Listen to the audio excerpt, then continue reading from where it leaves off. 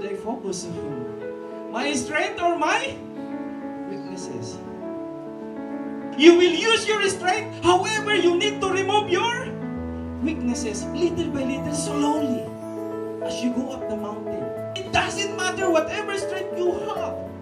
Whatever weaknesses you have, it doesn't matter. What matters most, your real strength is to know why you want to get to the top of the mountain.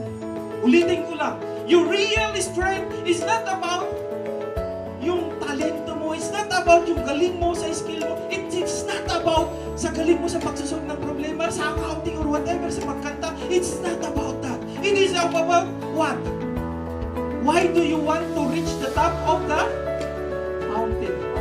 Going to the top of the mountain is your journey. And why you want to reach the top of the mountain, what and why is your destination.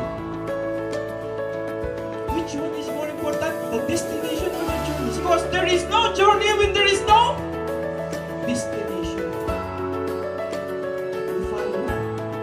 You might be enjoying your journey now, but the question is, where are you going? Why you want to get there? This is more important because without the destination, anong mangyayari? You will go nowhere. What destination you want and why. And then you can set the journey because you will enjoy more your journey